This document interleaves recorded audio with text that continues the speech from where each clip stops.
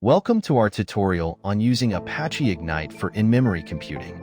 In this session, we'll cover everything you need to know about Apache Ignite, including installation, a basic introduction to its features, and practical code examples that demonstrate how to leverage its in-memory data grid capabilities. What is Apache Ignite?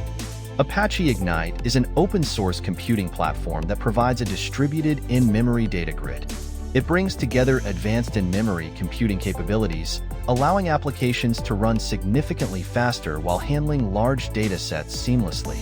Ignite enables data processing and streaming without the overhead of reading from disk, significantly increasing performance, especially for applications requiring quick data access. Before we begin coding, let's ensure that we have everything set up correctly. First, we need to download and install Apache Ignite. You can obtain the latest version from the official website. After downloading, extract the contents, and you should see a directory structure like this. Now, let's configure Ignite for our environment.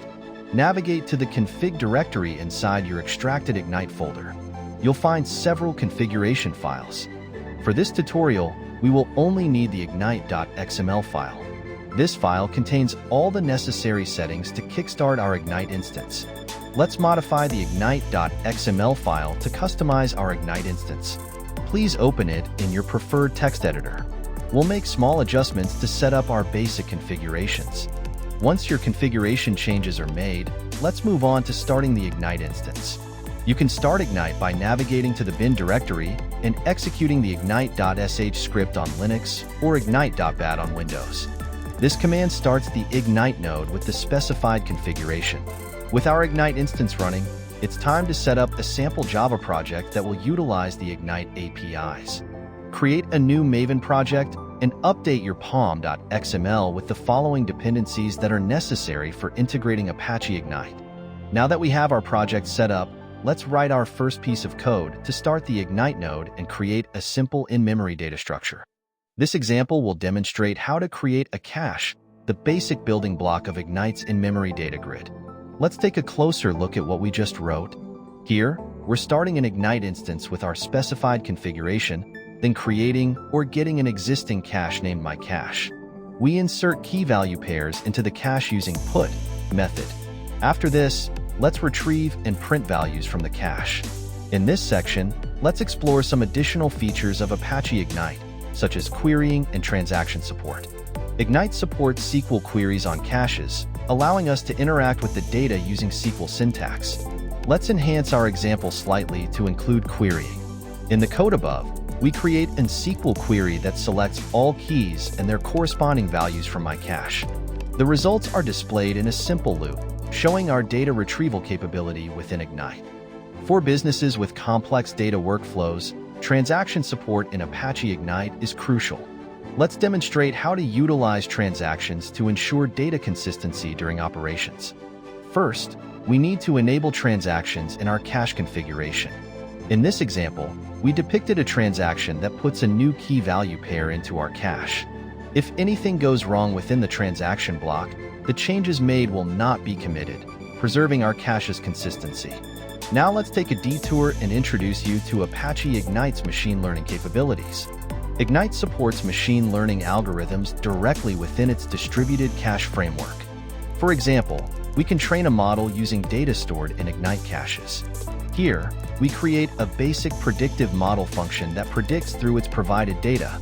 Of course, this is quite basic, but it gives you an idea of how easy it is to build machine learning models with Apache Ignite. With our introduction to machine learning in Ignite, it's clear how versatile Ignite can be. Moving on, let's discuss integrating Ignite with other systems, like Apache Kafka. Combining these helps in building robust streaming applications, where Ignite serves as the processing engine and Kafka as a message broker. In order to set up Kafka integration, you should create a Kafka client configuration object and configure it to connect to your Kafka instance. We won't go into exhaustive detail here, but remember that this integration enables you to handle real-time processing of streaming data effectively. As we near the end of this tutorial, it's important to highlight the monitoring and management tools available for Apache Ignite. You can monitor your Ignite cluster's performance and health using tools like Apache Ignite Web Console, JMX, and various metrics exposed for monitoring. Here, we configure our Ignite instance to log metrics every 5 seconds. These logs provide insights into performance metrics and can help in debugging issues or understanding where bottlenecks may lie in your processing applications. As we wrap up, let's summarize what we have covered in this tutorial. We've learned about the basic architecture and concepts of Apache Ignite, how to set it up, use caches for in-memory computations, execute SQL queries, handle transactions, and even connect Ignite with other systems.